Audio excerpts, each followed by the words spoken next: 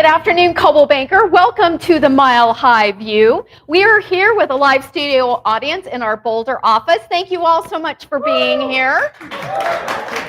Yes. Welcome to the month of October. It's a beautiful fall day here in Boulder. Actually, it's a beautiful fall day all across Colorado. We are so very blessed to live here. So again, thank you so much for spending the next hour with us. I have an amazing panel of experts that are going to share some knowledge and some tips and tricks as we move into the final quarter of 2023. I can't believe I'm saying that, Dan. Already the last quarter's gone. Already the last quarter. So let's start with you, Dan. Okay. For those of you who don't know this gentleman here, this is Dan Johnson. He is our branch leader of our Boulder office and also known as the guy with the numbers. Several of our managers invite Dan to come into offices at sales meetings and talk about economic forecasts. So let's start there, Dan. In September, we saw some pretty nice numbers coming out of the economy. Talk a little bit about that. So it starts off with the jobs report in September had the government showing that we created 336,000 new jobs, and that stopped an 8-month slide downwards of job creation. Matter of fact, that 336,000 jobs was twice as much as they thought it was going to be. And the importance behind that is that business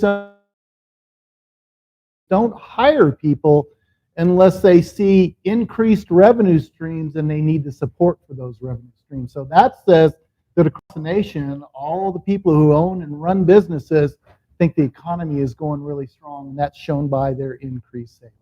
Now, the downside to that is the companies who don't really value people, we all have been in them once in a while, who pay everybody way less than the rest. You're seeing high turnover rates in those companies, and all those people are moving to new jobs.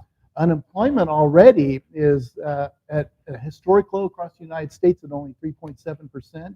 In Colorado, it's 3.1%, and we only have 100,000 people unemployed in the state of Colorado. Now, where you can see companies that are not treating people right, don't pay enough, a great example is Starbucks. If you go to Starbucks at all, what you're going to see is a whole handful of people for about 3 months. You may see one person that works there for a year or two, but they have constant turnover. That's because they don't pay enough. They can't keep people. And that's what's happening in all industries. People are moving up to take new jobs. And what that does for our industry is all of a sudden people now can afford a 7% interest rate. So we'll have increase in sales because the jobs report is so good and people are moving up. So as it relates to real estate and our side of the world, talk a little bit about that. So what happens now, people can turn around and go for new loans. They get an increase in income and turn around and they can qualify. And there's this thing known as mortgage fatigue. Economists right away, when the Fed started raising the rate, said that, look, there's this thing called interest fatigue. And they stop watching the rate and they have to just move, or they're ready to move. Now they figure out they can afford it. And they believe we've moved into that period already. Matter of fact, you can see it. Elevations Credit Union, one of our biggest competitors against guaranteed rate, announced that they did 40% of all their loans involved a 2-1 buy down. So us as agents really understand now how to tell people about that. Public is getting the word and realizing, okay, right now I can get a 5% interest rate for 1 month. For 1 year, and then I can get a 6% for the next year after, and then refinancing. So that's going to help sales also. So really a great talk track with our buyers is all about that right there. Interest rate. Like, don't be shocked about what the interest rate is. There are a lot of programs and a lot of opportunities for buyers to get into homes. I know I was speaking to an agent the other day at a sales meeting, and I remember when, and all of you remember when, buyers are like, oh my gosh, the interest rate is 5.5%. We're going to wait till it comes down. Oh my gosh, the interest rate is 6%. We're going to wait. So waiting is never a good play in real estate because, here we are. But there are so many ways to work around that interest rate as well, and it's all about education. Keep in mind too, and Dan, you can elaborate on this, there are buyers in the market right now that don't know a 3% interest rate. right? Yes, And yes. so their reality is what it is today. So that's also something that we need to be aware of. What is 3 or 4 things that we need to pay attention to in the economy? Okay, there's a lot of things going on right now. If you keep an eye, on the face of it, they look like they might be bad, but they're actually helping the economy and inflation slow down. The first one is the United Auto Workers. They've gone on strike, and they're striking against General Motors, Ford, and Stellantis, which is the old Chrysler. And the way they work these is they don't have everybody lay off. All those 3 companies have 367,000 employees combined. The last time they were in a strike, they took 9,000 people that are in strategic jobs that slow down everything to force the companies to negotiate. Well, those 9,000 people ended up costing 150,000 other people to be laid off in downstream industries that supply the automakers. And that 54-day strike took $4.5 billion out of the economy. And so right now the strike has got 30,000 people. They just increased it by 5,000 more people yesterday. They're anticipating that will take roughly $8 billion out of the economy. People won't be able to buy cars. They won't be able to, some people are going to get laid off. That money is coming out of consumer spending. And so that is going to slow down the growth of the economy, which is still actually going pretty strong. That's one. Number 2, and a really big item, is that you've probably been reading that the student debt loan payments are restarting this month. The average payment for everybody that's in this program is $359 a month. Doesn't sound like much. For a family, $359 extra is, hey, I'm not going out to dinner several times, or I'm not buying a few things, but on a nationwide scale, that is $12 to $13 billion a month. There are 33 million people in the student loan programs that are paying off. So that's another $12 to $13 billion that's coming out of consumer spending and just going to pay down debt. And so that will also temper the economy too at the same time. Now, where we're at is we're at a 3.7% appreciation or inflation rate at the moment. That's right where the government wanted to be, is around 3%. So we're hearing that the interest rates are not going to turn around and increase the interest rate again this coming time. And if we can turn around and keep it there, then we're going to be in really good shape. So that's number 2. Number 3 has a different kind of expense. Oil and gas. Crude oil has, a barrel of crude oil has gone up over the last 6 to 8 months to $95 a barrel. But oil is in 25% of all the industries in the United States. It's not only just gas, but it's lubricants and materials that go into the building of all sorts of products to make them work. That actually, what we need with that's got to come down. And we have these great reserves, and it probably will come down, but it's causing increased costs in all sorts of products that we have. Okay? The final one, Europe, their economy is very stagnant. China's economy is just tanking really hard, and their real estate economy is just plummeting. You got to keep in mind, this is a country that's really only been in capitalism for 20 years or so. So they're learning on the fly, and they actually, on a real estate point, they built a city that was supposed to house 80,000 people, and they haven't moved a single person into it. So they have way too much inventory, right? And so now their economy's bad. They don't know what to do about it yet. There is one final thing, and that's just our political situation. If the government closes down, the federal government, is the largest employer in the United States. None of those people get a paycheck. Social Security people don't get a paycheck. No one gets paid. Military is already held at bay and not getting their raises and promotions. All of that will really slow down the economy more than we want, right? So that really needs to get fixed. And of course, there's a fear factor in society when the government's shutting down, like, oh, what are we doing? Well, hopefully we'll get that all figured out. Hopefully we will. Yes, hopefully we'll get that all figured out. So talk to us a little bit about real estate sales in August and September. Sure. Real estate sales in August were good, and they slowed down in September, and this is up and down the front range. August sales were only down roughly 10% or so from the previous August, and then in September it went down anywhere in county you're looking at 15 to 25%. I do see a large number of pendings, which means October is going to be better than it was previously, so some of the sales have fallen out. So sales are definitely slow. we should expect an increase again in 2024, but probably a slower increase. Now, then when we look at solds, the actual solds that came across, we're down about 10% again, but it's the appreciation in property. We're at 3.2% to 3.5% in growth among any of the metros that you're looking at. So that is also right where the Fed wanted our growth to be, right around 3%. So that's really good. That'll keep them from raising interest rates. Global luxury market in different places are doing two different things. In the Denver metropolitan area, it was the best month for September in 13 years, and August was the same way. It's really good shape, but in Boulder, it's down, right? And matter of fact, in Boulder, I think we might have had the worst September in 8 years. So it's just two different things going on. So that's a bit of a harder read, right, on what's going to go on there. However, we are seeing a buildup of inventory for both. Now, the time on the market for normal houses is still about 2.5 months. That still is a buyer's market, but what we're seeing is the houses that are really fixed up, decked out, they're getting multiple offers, they're flying off the market. The house that needs new paint, new carpet, new kitchen, they're sitting forever, and they're growing longer and longer. What used to be 6 months was the nice split between a buyer's and seller's market. I think we're going to see a change in that because people are so used to things flying off the market. And when we get to 90 days, then all of a sudden there's going to be some pressure. You think the same thing, LaDawn? I do, I agree. Yeah. And so we're going to see a shift in that, and we're getting to that now. The global luxury market has roughly 5.8 months worth of inventory on the market.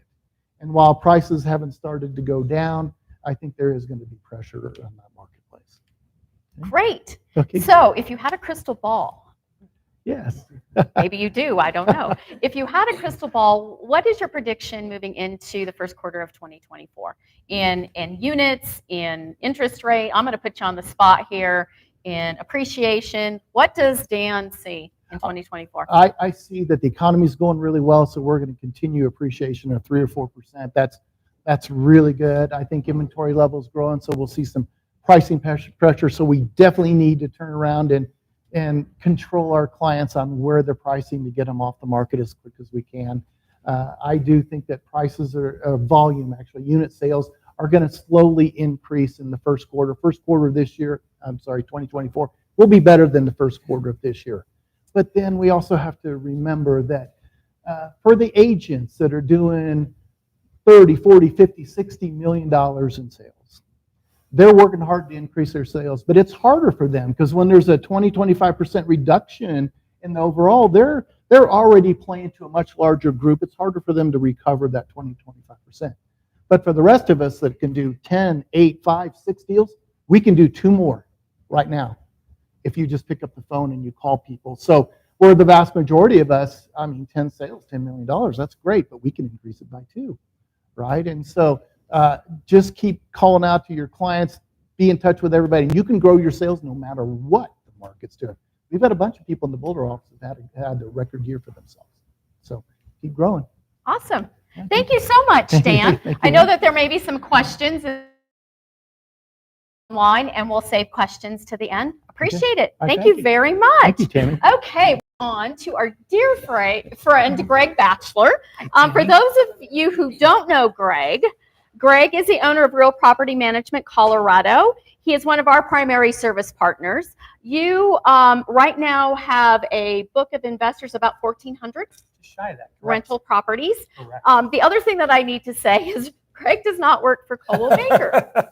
It's kind of our inside joke, but people, because he's such an amazing partner and he provides us with so much intel on the investor side, people often think that he works at Coldwell. That's not the case. He does own his own company, but we just appreciate your support. My pleasure. Thank you. You've been to, I think, probably every office. I have. And have presented at sales meetings. And Yes. there's so much buzz around the legislation and new rules and guidelines. So why don't you catch us up a little bit? Absolutely. So one of the things that transpired, there was a lot of activity, and it was a flurry that all hit right at the end of the legislative session. A lot of it was pushed into June, July, August. So anything that had to be implemented was through August 7th. There were 2 bills that don't kick in until January the 1st. But quite honestly, more of it has been talk than anything else. Yes, it all needs to be implemented, but it was very straightforward in terms of how it needed to get implemented. And so investors that are being mindful of that are getting implemented radon disclosures and radon booklets and using portable screening applications and you name it. So it was all very doable. So it was a classic case of there was a lot of buzz that went around it. And so long as investors and landlords are following it, it's all very easy and very doable. Okay, well, that sounds better Yes, than much when better. we first Absolutely. walked down that road, didn't know what that was going to look like. And I know on our side, we have all the verbiage for radon Yes, in absolutely. our documents that we need. Very So, important. so we're cruising right along with Love that. So maybe it's just me, but there seems to be a lot of building going on Oh, up and down the Front Range Yep. and everywhere they could possibly put an apartment building. it is so true, Tammy. And there is a ton of building that is still going on. All of that said, building permits, and this is across the country, are down 40 to 50%. Here in the Front Range is 41%. So that's a lot. That's a lot of multifamily builders that are realizing we don't have as many people coming to Colorado as we once did. The CU Leeds School of Business, they do a great job every year tracking population growth in and forecasting and that kind of stuff. So in our prime, we had about 125 to 150,000 people moving to Colorado, which is 2014 through about 2016. That has been slowly tapering off to where this year they're now talking, depending on what the estimates, when the final bell tolls in 2023, they're probably talking 25,000. So it's quite a significant drop. And so, yes, we are still seeing lots of cranes. What sits under about 60% of those is a multifamily complex, but the builders are realizing they've got to slow down. Okay, so is that number a net number compared to the Yes. people moving out? Yep, Okay, correct. because I know a lot of agents, when I'm talking at sales meetings, they have a lot of clients that are selling. Absolutely. And I think you touched on that in one of our sessions Yes. on, this is not my Colorado, this is not my Denver. Still and seeing so a lot of that. moving out of the state. Yep, there's a lot of that. And it's an interesting perspective change. So for a lot of us that have lived in Colorado for a long time, Colorado seems very expensive, whether that's to buy and sell, whether that's to rent. Colorado seems very expensive. For someone moving from the Bay Area, they can't believe our real estate is this cheap. Like it feels like half price to them. And so what's happening is we have a lot of long-term, we'll call them front range-ites that are saying this is not my front range anymore and I'm out of here. And they're moving to smaller markets. All that said, there's a backfill of people coming from the West Coast, from Chicago area, the Northeast, that are moving into Colorado, and they think this is a spectacular place, which for those of us who live in Colorado and we are looking at the Boulder Flatirons right now, it's beautiful and we understand it. Yes, yes, it's the classic story. Like, what brought you to Colorado? Absolutely. I came out here for vacation and I decided to move. Absolutely. So I Seeing hear more of that all hear the that a time. lot. So with all the building and less people coming in, what's that doing to our rental rates? Yeah, great question. So there's really 3 prongs to that. So last winter, as the market was started its initial adjustment, we'll call it, to where interest rates were going, we actually saw for the first time in 10 years rental rates drop. And it was a pretty good dip over the winter months. We have gained that ground back over the summer months, but now we are moving into the next round of winter. And really what's driving a lot of that is homes where sellers were thinking they were going to sell, but they could not sell at the price point that they wanted to sell. Every home will sell. It's just a matter of, are they going to sell at the price point that they're talking to their realtor about selling? So what has transpired on that is market rates have stabilized, but I suspect we're starting to see them soften already. And I suspect the winter will probably see them dip a little bit. Okay, great. So if I was working with an investor and they asked me, well, first of all, I would send them to you. But if they asked Thank you. me We appreciate where the best place to buy an investment property would be today, where Yep. would that be? Yeah, it's a great question. There are a lot of municipalities. So we'll take Denver, we'll take Boulder, we'll take Fort Collins down in Colorado Springs. There's a lot of municipalities where right in that municipality, it is more expensive. The population growth, it is an epicenter, if you will. So really where the more areas that people are finding good investment deals is on the fringes a little bit. Okay. So it's on the fringes of Boulder County. It's on the, like, for instance, investors are picking up properties like crazy in towns like Strasburg and Bennett and Byers. So we always used to think that was part of Western Kansas. Well, it's not Western Kansas. It's only 30 minutes from the Denver Tech Center. Sure. And so there's agents that are doing a great job with investors that are doing that. Down in Colorado Springs in Peyton, Falcon, Callahan, it's only 30 minutes to get you right back into Colorado Springs. And because gas prices have stabilized, at least for the moment, although that's a wild card given what Dan was just talking about today, when you have oil that's at $95 a barrel, that we may see some variability there as well. So look at the fringes. There's still some really, really good deals. And investors with cash, they're not having to line up behind 17 competing offers right now. There's just not as many offers out there. And obviously, investors with cash, they don't care what interest rates are doing right now because they have cash and they don't need a loan. Sure. That goes along with that. So I think earlier in the year, there was a prediction that investors were moving out of Denver. Did that happen? Is it happening? Is that still a trend? Yeah, it is definitely still a trend. Okay. And what we're watching is a lot of folks that have been investors in the Front Range and they were grabbing Front Range properties. A lot of them are suspect of what's transpiring in the political arena, et cetera. And so they're taking their money elsewhere, whereas there's a lot of other investors, they are pulling in, especially like California and the West Coast. They think it's a 2-for-1 deal here in Colorado. And so there are still great investment opportunities. It's just a different wave of investors. Okay, great. Okay, so time to take out your crystal ball. I love it. What do you see for the first quarter of 2024 in the rental investment arena? Yeah, great question. I think we'll definitely see rental prices soften. We will continue to see, though, investor demand continue to come in because there's a lot of folks that realize what those of us have already realized that live up and down the Front Range. It's beautiful. My drive up here today was spectacular. People love this thing called the mountains. We love the culture. It's just a beautiful place to live. And so that continues to draw investors in. Okay. Well, thank you so much for being here. Again, I'm Tammy, sure for there's having me. questions. Absolutely. And we'll hold those to the end. Sounds Like, good. this is so fun because I'm going to go this way and I bet you I there's love it. somebody else. I bet you there is Bree. too. How are you? How are you? I am doing great. Love your earrings, and we'll talk about those. For those of you who don't know, this beautiful woman, this is Bree Fowler. She is the team lead with the Fowler Group out of our Boulder office. So, Bree, you started real estate, or you came into real estate out of a nursing career. I did. So talk to us a little bit about that transition and what made you jump from nursing into real estate. Sure. So I loved nursing, absolutely really did love nursing, and I miss my patients and the doctors and the nurses and everything. I actually still am friends with a lot of them. So I miss that piece. What I don't miss is clocking in and clocking out. And every day was kind of the same. And so that's what my father actually was like, yeah, you should join real estate. And I was like, no, wait. I was raised with real estate. I don't want to go to one more open house in my whole life.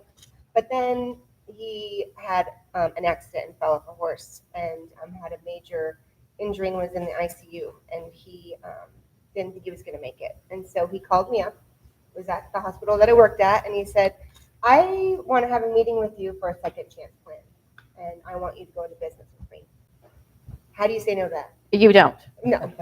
So pretty much he's just so cute. And how can you say no? He's just the sweetest guy on the planet. So here I am working with my whole family, basically. Awesome. Is Tom in the audience? Oh, awesome job. We love having her on this side of the business. Okay, so talk to us. I know what you're famous for. Well, besides real estate and how you do real estate. Talk to us a little bit about building a brand identity and your journey to the sunflower. Okay, sounds good. I have, would you mind holding my, thank you. So I have a few different talking points. Do you want me to go? Sure, Okay. sure. Whatever's So- comfortable for you. So basically the whole process of building my brand identity started with Laura Levy. Okay. And she was my dad's marketing assistant for over 20 years. I don't know if you guys know that or not, but she's an absolutely wonderful human. And she said, you know, you're just so cheery and fun and bright. Why don't we use the sunflower as your logo? Because remember when your dad gave you a sunflower for graduation? I had this custom sunflower that was painted for me for high school graduation. And quick story behind that is I actually love daisies. But my dad didn't know the difference, so whatever, he got me a sunflower and it was beautiful and I love it. So that's how she remembered that. She knows her family since I was born.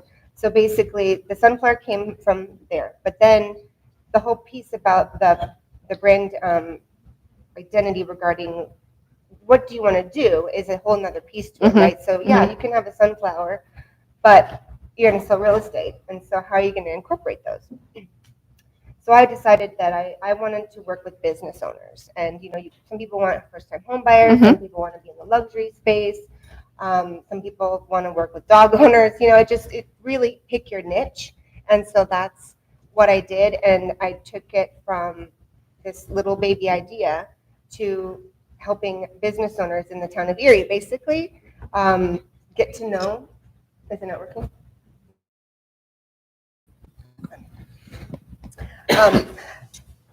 I wanted to let the business owners get some exposure. And so basically, I just put myself out there, introduced myself to everybody in the town, and it was kind of a win-win. So they got the exposure, and then the current residents and the coming soon residents that are moving to Erie, they got to know everything about the town. So that, and so I brought a bunch of props, but even my Experience Erie platform, the I in Erie is a sunflower. So there's that piece. But when it comes to everything that I do, it's all very thought out. I literally almost don't do anything without thinking about my sunflower. It's a little bit bizarre. But and even my kids don't really like sunflowers in the house. So I have lots of my cat's name's Sunny. Okay. Okay, well, I mean, if it's working, like, It's why, working, yeah. go with it. But so that's basically where the sunflower came from. Okay. But if you want me to talk more about how I can encourage people to come up with their own thing, then I'll tell that story later. Sure. A couple of suggestions is, Okay. First of all, I don't see a sunflower without thinking it's the Fowler group. Like it's a sunflower. So it's and working. It's working. Yes, it works really well. In fact, other agents in other offices, who aren't your clients, anytime it's a sunflower, it's Bree Fowler, it's the Fowler group, it's the sunflower. So even when you make the point that, in Experience Erie, the dot was a sunflower. Yes. So I think it's very intentional, and you've done an amazing job carrying it through in every single thing that you do. And when you're in front of clients, it's sunflower, it's apparel, and we'll take a look at some fun stuff, and it's earrings, and Brandon is sitting here, your amazing husband. I'm surprised he doesn't have his face like a tattoo, like a That's sunflower. coming. That's coming. Okay, it's coming. It's coming. So talk us through how I know how the sunflower with graduation, all of that. Yeah. But what are some suggestions you'd give agents in finding something that they can really brand themselves with?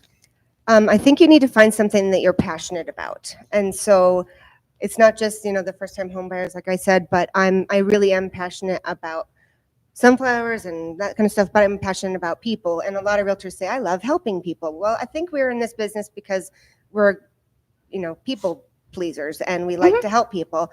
But for me, I take it a little bit deeper. I'm really into the feelings that a color provides. And so that's also why we picked our different colors. And so if you pay attention to the color wheel, you'll see that as far as even for us, we have blue, yellow, and orange. And if I can find it here, I have my notes. That each color has a feeling and an emotion. So we chose blue for dependability and strength, orange for cheerful and confident, and yellow for clarity and warmth. So when you're coming up with your brand, you want to think about your personality, who you want to work with, and also your colors, but not just pick your favorite color. I love pink, but that you love pink. I love pink. And so you should have pink, No. I'm just kidding. No, I know. But and it's more than just the colors and the personality. It's also the logo, whether it's an emblem or watermark, and we have a combination. And so we also have the trade dress, which is the sunflowers themselves. So because we have a digital sunflower and then actual sunflowers, and I'll show you those in a second. But I was talking to Brandon about it last night regarding even Steve Jobs. He didn't think about the apple as like, oh, I'm going to name my technology company an apple. It was actually unintentional, but it had feeling to it. So he was on a fruit diet on an apple farm and decided, oh, this is a really fun way to, and be different. It's about different, standing out. And so that's his identity. And I feel like you can create your identity through something completely different. It doesn't have to be a house. Okay. So, do you want me to show you some Awesome. examples? I would love to see some examples. I don't know how I'm going to hold this and get up. Do you want me to go? Oh, How can we help? Is this working better, Rick? Okay. So rather than me showing my back to you, Brandon's going to help. So basically, you know that you always have to have Coldwell Banker somewhere on all of your clothing, whether it's so our cars are branded too. Everything is branded with, either I'm wearing a dress with sunflower earrings or swag. No matter where I go, to the grocery store, all of us, maybe not my dad, but he's, special. He gets an exception. So, yeah. But, and we stick with our colors. We typically are blue, yellow, orange, but also we promote a lot of Erie. We're very ingrained in Erie, and so we have a lot of orange as well, which is great because that's our color. But what I also like to let people know is when you're thinking about your identity and your brand, people don't really want to keep using stuff that it says the Fowler Group at Coldwell Banker on it. So we either put it on the back or we don't have it at all. Because now our sunflower is known that they think of us and we don't have to tell them. And they'll drink out because it's a sunflower, right? I mean, maybe not. I would like to think so. I would. Would you? Very cute. I would Yes. too. Yes. Agreed. And as far as gifts goes, we try our best, again, not to put stuff with our logo on it, but, sunflowers. And these are wonderful. You can, they're actually a washcloth. It's a Swedish washcloth, I think. And so you wash your dishes, and when it starts to have a little bit of a smell, you just put it in the dishwasher, and then it goes back on their sink. So top of mind is kind of what we're about all the time. And just, even, chapsticks, like I always try to think, I would never get a chapstick that didn't have sunscreen. We're in Colorado, so don't buy things that people are going to throw away. And even our keychains are sunflowers. And we put these in all of our lock boxes. So some other realtors that, hopefully you guys not like me, but some other realtors like, damn sunflowers. I'm like, I'm sorry. It is a good thing. I'm It's a good thing. sorry. Great brand awareness. Yeah, but Right. we try to be as friendly with it as we can. Couple more things. So then we also have a signature fragrance. It's a sunflower fragrance. And I'll pass this around, and this is a candle, and it's got sunflowers on the front of it. We do have different versions of the sunflower, but everybody loves the smell of this, even Jenny Mitz. So if you guys want to pass that around.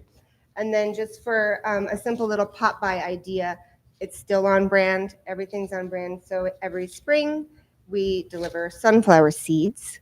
And on it, it says, plant these seeds or share with friends to spread a little sunshine today. And that way, they grow, and there's sunflowers all over my neighborhood. It's fun, and they're cheery, and so that's just what I love about it. Thank you, Brandon. That's good. But as far as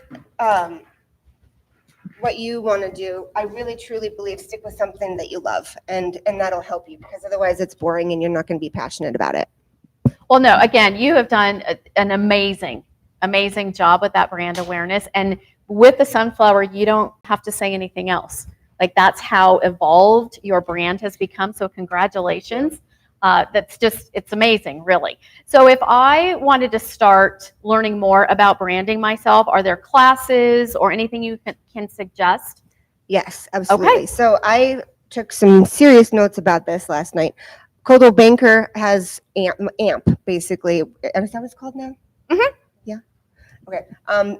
My whole first year of real estate, honestly, I didn't do any business. I took a million classes. That's all I did. I love school. I'm a nurse, I'm an esthetician, I'm a life coach, I'm a realtor, I love school. So education is huge, and I love learning. So AMP was great, and then Chris Leader The Chris Leader classes are absolutely amazing. I really do credit a lot of my success from Chris Leader and Terry Rittenberg, because they, I've had a coach for 4 years, and I really, really, truly believe that it's priceless. I've been to Chris Leader 3 times, so those classes are huge. Great. And the tools at Coldwell Banker in general. I mean, I had Todd Moyer help me with my email signature, and it's actually it moves. It's beautiful. Laura Levy has one too, and then also they created all of our brochures and our just listed postcards and our just sold postcards, and everything has our logo on it, and it's seamless. It's and they do it for you, and it's affordable, and you don't have to go and pay some super expensive guy from California, which I did in the beginning, and I don't regret it. Love him. But you don't have to spend a lot of money. And I think that it's important to find your brand, find what you love, and use the Coldwell Banker tools. Great. Well, you've done an amazing job. Thank you so much for sharing. Of course. And again, you all are going to see a sunflower and think of Brie. All Thank right. you. Thank you so much. Hi, Miss Hi. LaDawn. How are you? Doing well. How are you? I am doing fantastic. Great. So for those of you who don't know the woman in pink here, this is LaDawn Sperling out of our Denver West office. You have done an amazing job driving some production this year. And I know it's football season. Mhm. You reminded me you weren't a big football fan, but it is football season. And so talk to us a little bit about getting people off the sidelines. Yeah. So when Todd was at our office introducing the whole power play for Q4, that's what it's called, right? Power play? Yes. Power play for Q4. I just looked at him and I said, I already did that in Q3, Todd. So Todd decided that I needed to be here and talk to everyone about how I got people off the sidelines. So at the end, my goal is always to be in the top 10 for Coldwell Banker. That's really important to me to make sure I'm in the top 10. And at the end of Q2, I was number 8, which I was not happy with at all. And I was really worried, like it's really easy to drop from number 8 to number 12 and not be on the list. So I was like, okay, I need to really focus on Q3 to make sure that I don't drop off the top 10 list. So what I did, I have some dry erase boards in my office. I'm still kind of low tech. We have the high tech methods of tracking leads too. But I have one that is signed listings, one that's potential listings. And then I got a third dry erase board and I decided I'm going to try to get 10 new listings and 10 new buyers in Q3. So I just got a blank dry erase board and did 1 through 10 of listings, 1 through 10 of buyers, and just started calling through my database. I looked at that potential listings board, started reaching out to all of them to see if I could get them to do something sooner. What I'm doing now is I'm calling everyone who bought a house in 2020 because they got to spend like 5 minutes in the house and they had to write an offer. So they might not really be that happy with the house they got. So I'm starting to call everyone who bought a house in 2020 to see how they're doing and touch base with them. I'm looking on Facebook and things like that and seeing who's had life changes that their house might not be a fit for them anymore. Maybe they're in a 3-bedroom house and they now have 5 kids. So it's like, okay, they might want to move. So I'm just looking for ways to touch base with my sphere and my past clients and start filling that pipeline. I also do quite a few client events in Q4 to stay in touch with people. So just like filling the pipeline, that's what I do in Q4. Awesome. So talk us through a couple of scenarios where people might say, I really want to list my home, but interest rates, but I don't know how long I'm going to be on the market. So what are some of your talk tracks for those folks that want to, they're a little hesitant? How do you talk them through that? Well, usually I try to sit down with them at their kitchen table and talk through any issues. And I just tell them we're going to strategize about this and we're going to talk about, does this make sense for you right now? Like I don't want someone to do a rush decision that they then regret and blame me. So I have people right now who they want to sell the 2 condos that they each live in and find a house that the entire generational family lives in together. Well, we're talking through right now, how long are condos staying on the market? Like what happens if one of their condos sells and the other one doesn't? Then one of them has to move and they don't have enough money to buy the new place that they want to go to. So we're really talking through that to make sure it's the right decision for them. I also connect them. Jim Nolte with Guaranteed Rate is the lender I work with. And so I connect them with Jim, and we sit down with them and we run through different scenarios. What does it look like to rent the property you're currently in? What does it look like to sell it? So we make sure that we're really making the right decision for them. Great. So education, you know, I couldn't agree more. Education and walking people through the process before they're in the process, I think is really, really important right now. So you took 10 listings in Q3. I took 13 listings. Oh, excuse me. You took 13 listings in Q. The goal was 10. But only 4 buyers. So, you know, I had to make up a little bit with the listings. Oh, no, that is fantastic. You know, to take 13 new listings in Q3. Awesome. Do you have a goal for Q4? Well, my goal for Q4 is to get it. I have 5 listings on the market now. And so my goal for Q4 is getting those listings closed before the end of the year. Okay. And doing what I can to do that. And then filling my pipeline through my events and my client outreach for the rest of the year. I know the last town hall that we had, you talked a little bit about your events. And so I know that connection is super important for you. What events do you have coming up in Q4? So on Saturday, I have my annual pumpkin party at my house. I get 150 pumpkins from a farmer near Colorado Springs, and we put them in our yard. And my clients, we have a window of time where my clients can stop by. We have snacks. They get to pick out pumpkins. We have a professional photographer there to take photos. Then in November, I have a movie party. I rent out a movie theater, and we're showing, I think, the new Disney movie, Wish, is what we've landed on. And then in December, I have a Santa event at my house where clients come and they get their kids' photos taken with Santa. Awesome. And then I also have I do a ladies' happy hour at my house. I'll have one of those in December. I do lots of pop buys over the holiday season. I already have my 200 rolls of wrapping paper ready to go. Okay.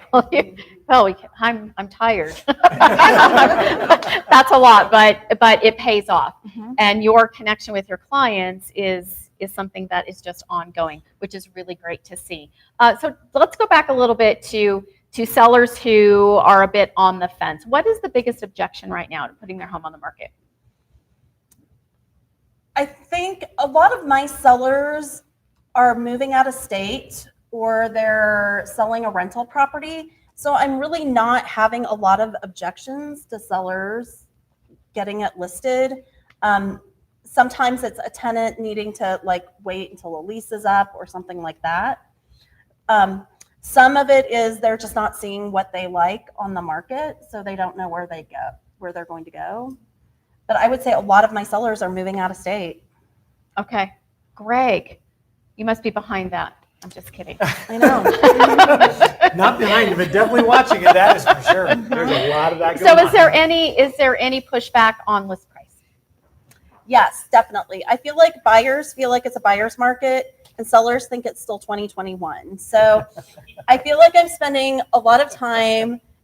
I feel like the toughest negotiation I have to do in a transaction is with my sellers on pricing. And I really just have to make the decision. Am I really not made the best decisions on some of those that are sitting? But sellers feel like they don't want to leave money on the table, so they're pricing high. And what's happening with those high price listings? They are sitting there and they're not getting showings. And then they're like, what's wrong? And I'm like, we priced it too high. And I go back and I show them my notes where I said, we said this range, but you wanted to try 80,000 higher than that. And so, yeah. You know, I think in 2020, 2021, things were moving so quickly that we didn't have to be brutally honest with our sellers. No. And I think the market now, we have to do our job, right? And we have to be brutally honest with pricing, with condition, with, doing some upgrades. If you want this list price, then we're going to have to do some of these things or we're just not going to get there. So I think we're back to, I would call it old-fashioned real estate, where we're really advising and we're having those, frank, honest conversations We didn't, I will say we did our job. Don't get me wrong. We did our job in 20 and 21, but things were moving so quickly that we didn't do it maybe as much as we would have liked to have done it, right? We had buyers who, at 4 walls and they're all standing, I'll take it and I'll pay $50,000 over, right? And now we have to go back to really educating people and for especially on the sellers to get them to understand what their neighbors got in 2020 or 2021, that's not today. And it's a tough conversation. And I would say take notes and follow up with emails so you have things in writing. Because a lot of times I'll sit down, I'll meet with them, and I'll say, okay, if you do these 5 things, then I feel like we can list here. Well, then they do 4 of the 5, and they think they can list for 50,000 more. So take notes and send emails so you can refer back to them and say, no, remember I said if you did these 5 things, we could list here. And you did 4, so we're not going to list for 50,000 more. So you just back those things up so you can go back and refer to them. Otherwise, you might think you're going crazy. Wow, did I tell them that? No, really great points. Thank you so much. And if I might, may I share? Sure. So your goal is to always stay on the list. Mm-hmm. Okay, so I just want to let you know, LaDawn went from number 8 to number 2 in the company as of the end of September on the individual side. So awesome job. Congratulations. Thanks. Super excited to see where you land. As long as it's the top 10. As long as it's the top 10, you will take it. Okay, so we can open it up to questions for any of our panel members, or if you have anything online. No questions online at the moment, but a lot of shout outs to LaDawn as well as Bree. Nice job. Everybody's giving you huge props. Laura Levy even says, LaDawn, you are doing amazing this year. So many brokers' volume went down this year, but yours has gone up. So congratulations. Nice job on that. So great group. Lots of props in the chat. Awesome. Question for Bree. Did you use Design Concierge? I did. And could you tell us about that? Yeah, sure. Design. Design Concierge, was that part of Use them her too. branding and tool? And Dawn, I think you I've used used it them too? too. Okay.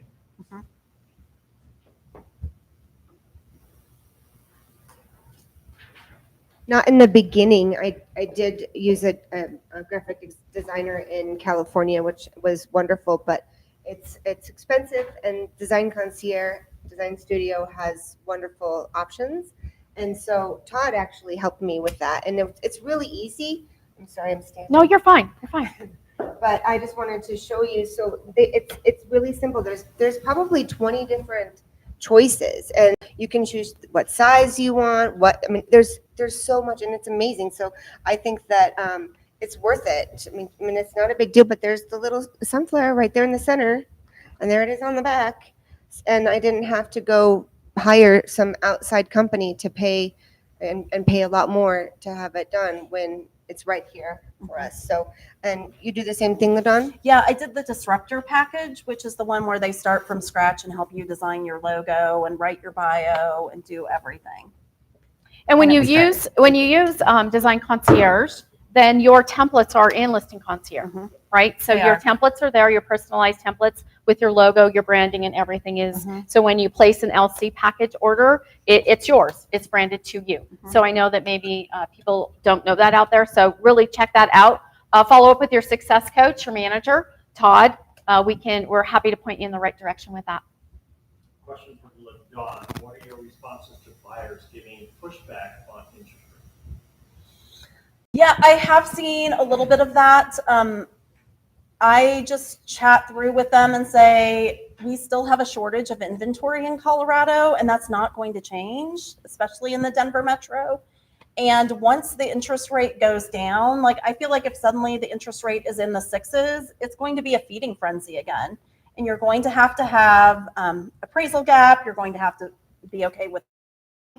So we just talked through which type of market are you most comfortable with, and a lot of them end up deciding that this is the better market for them, and they can always refinance. And I've had some luck with getting people with 2-1 buy downs, but sometimes sellers just aren't that open to that large of a credit.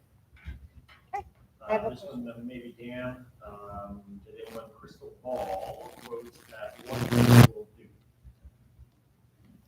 Right now, they're holding at 7, and the economy is going strong. It's going strong, but not out of control. So the economists are saying that the Fed does not want to go to 8, and so we're not going to see it go to 8. And as long as we continue to grow at 3.7, we're going to be in good shape, and the rates will remain. So if they think that if we were to go to a lower interest rate, they're still short of inventory, it'll go right back up in price. They'll jump right on the rate. But I think we should see 7, 8 at the most, but only for a little while if we do in 2024. But it looks like it's going to be steady somewhere in the 7. You think the same thing, Jim? I think we have a question. Kristen? Yes, two questions. Rates are at 7 right now, or 7.5, 7.3? Jim? Jim? No pressure, Jim. Yeah,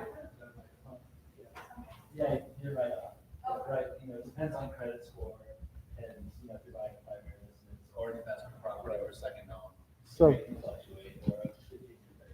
so 7.5 or so? Yeah, it was up to 7.8 last week, so Okay, good. it just ticked back down today as we were expecting a little bit, because I always slightly joke a little bit that a little bit of world collapse will help you with interest rates, and it's no joke. But because what's happening in Israel and so forth could have some impact too. Those are the things that we don't necessarily know about. We have the sort of the standard things that Dan is talking about that are great, but there are certain things in the world that can completely change the interest rate game. Well, I have 2 questions and that one actually was 2 questions really quick. So one for LaDawn. I'm curious about the response that you're getting from your 2020 buyers. If you're talking to them about potentially being unhappy with their purchase because they felt rushed into it, if they were to sell now and try to find a different home, are they going to lose out on some money? And obviously they're going to have a much higher, interest rate than they did. But are they losing out? Like, did they overspend on those homes in 2020? And what's your response been? So what I've been doing is I've been running CMAs for people and really reaching out to the people who do have some equity. So if I feel like, oh, I don't think I could list it for this, then I'm reaching out to them, but I'm not, and I'm telling them what their CMA is, but they're probably not going to decide, yeah, we're really unhappy and we want to sell. But I try to do some CMAs and give people their value as I'm reaching out to them. Okay, and then hopefully I can articulate this question. This is kind of general for anybody. But you guys mentioned that there's lots of building going on. I thought I read that there was like a condo construction building was significantly down recently, which we know that is one of the most affordable ways that somebody can be an owner occupant of a home. And so you mentioned lots of building, less people coming to Colorado, yet we're still seeing a shortage of homes available, especially affordable housing. Do you guys know the numbers on what the housing shortage is, like in order to meet the demand? What's the shortage? Yeah, I coming into the beginning of this year, the U.S. was behind somewhere to 3 to 4 million homes, and that's combined with the millennial generation. It was the largest generation ever being at the buying age. And so builders have pulled back also because of the economy not knowing. So they've slowed down building. Luckily, the interest rate is higher and it's kept people off. But the minute the interest rate goes down, the problem's going to be that we don't have enough houses to sell unless more people want to do resale. But even then, we can't catch up.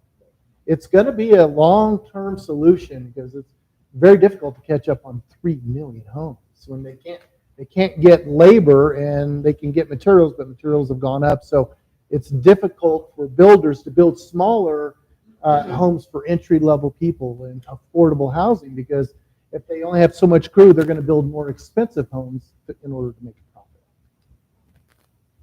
I don't believe, Dan, and correct me if I'm wrong, we didn't catch up from 2008, 2009 We did. on the building side of it. Yeah. When we had the crash and the collapse and all of that, we haven't caught up. Yeah. And so the other part of that too is people with that 2%, 3% interest rate, they're looking at, why would I give that up to sell? So we got a little bit of that as well.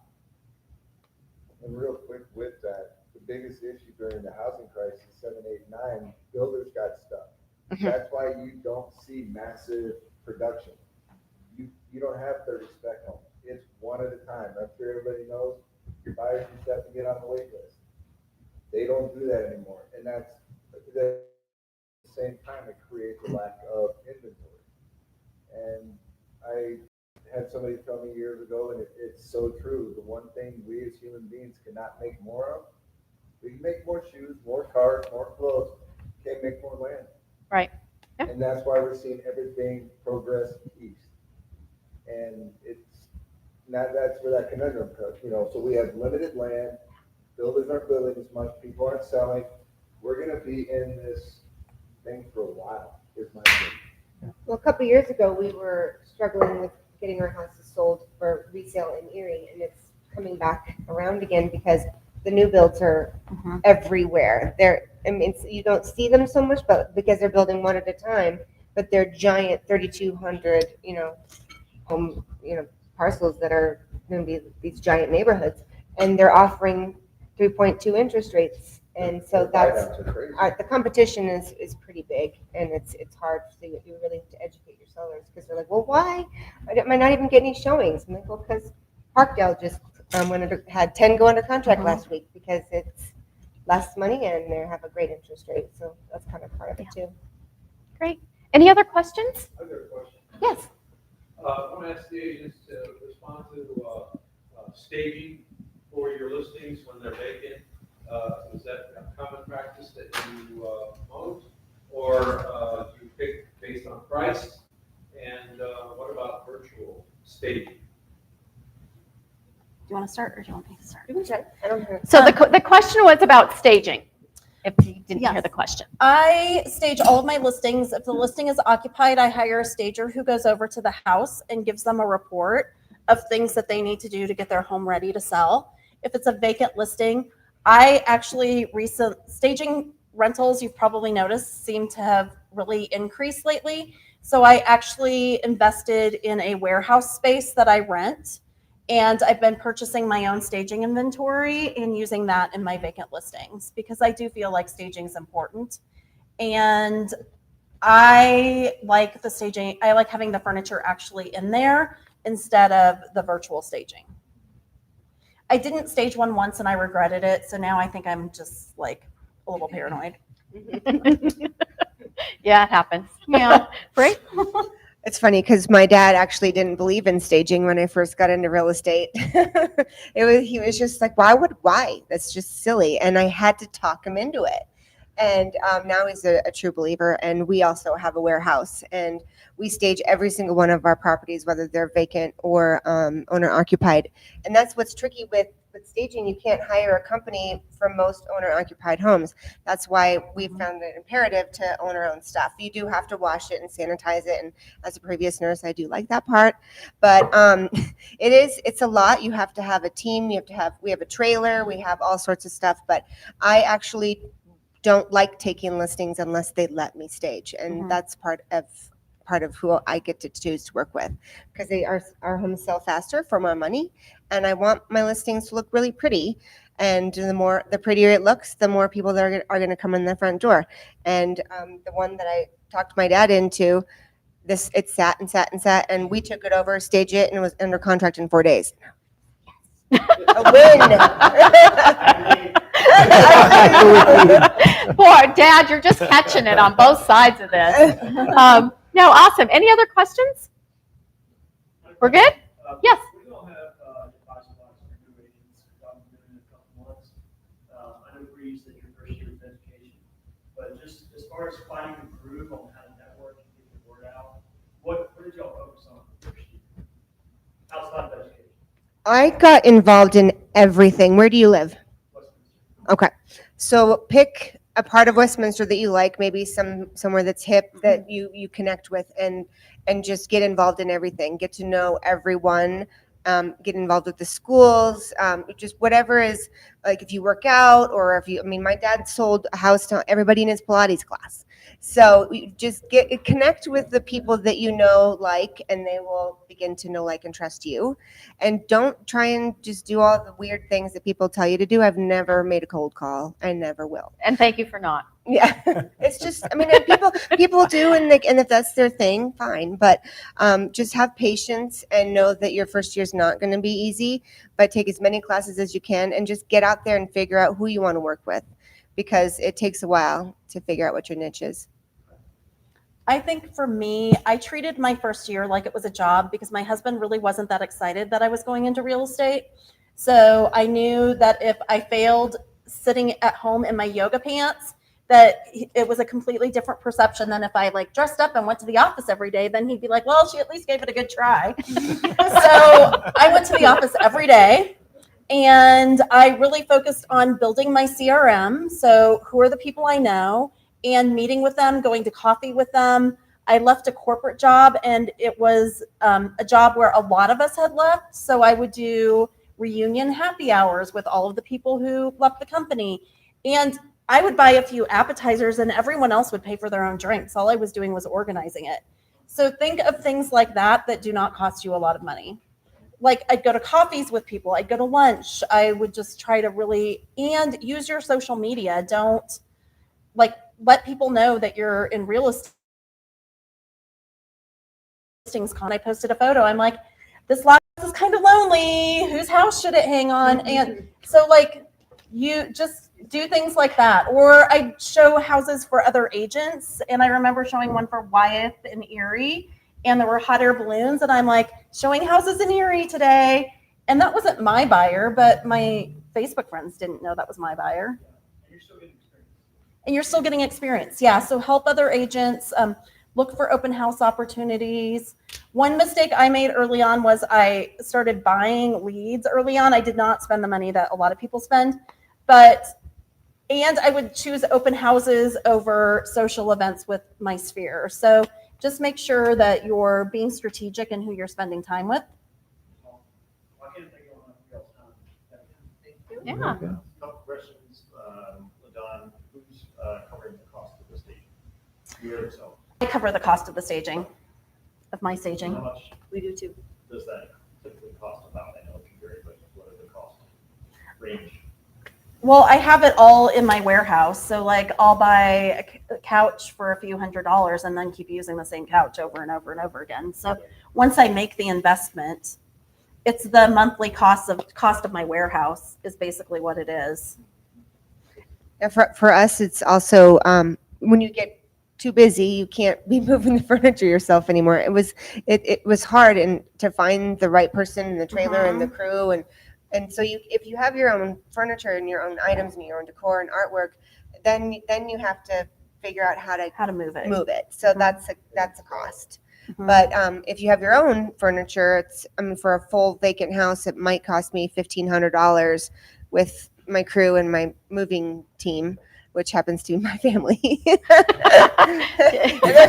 Inexpensive labor. There we go. But if I have you a were to couple of rent it, employees who move my things, and then sometimes we do have to hire movers if it's a larger home. but if you were to rent it versus having your own, I know some it's- of my bids were coming back at $5,000 a month Yeah, to rent it's a lot. furniture, or $3,000 a month. So I It's just too couldn't much. justify it. either. So if you hire a stager, if you were to hire a stager, an agent hires a stager, who should pay for it? Seller or agent? I think it's up to you and your business model. Like, I choose to pay for it because I want all of my listings staged, and it's not an option. And this is what I do with my listings. It's part of my plan. So Me too. I pay for it. But yeah, I mean, I think it's up to you if you pay for it or if they pay for A it. business decision. Mhm. I think you could possibly hire a stager to do the staging consultation, which is usually around $250 to $300, and then that's good enough. So I think at minimum, people could start to afford that with listings. Definitely. And my stager, we use my own furniture, but we have an inventory online that my stager looks at, and she chooses what she wants from our inventory on the listing. And then we pay her like $400 to $500 to spend time at the home putting it all together. Because I'm not a stager and I don't want to spend my time staging. No, I tried it. It was fun for a minute. It was fun for a minute. You are right. Yeah, the first year or two. Well, I just want to thank you all so much. This was fun and very informative, and I could spend the rest of the day up here talking to all of you, but we have houses to sell. And thank you so much for joining us. Stay tuned for our next Mile High View. And I'll just give you a little sneak to a amazing education expo that we're putting together. So stay tuned for that. This is something you're not going to want to miss. Kelly, can I give a date? Okay, November 13th. Mark your calendar for November 13th. It'll be half a day, but we have some amazing speakers that we will be presenting. So really excited about that.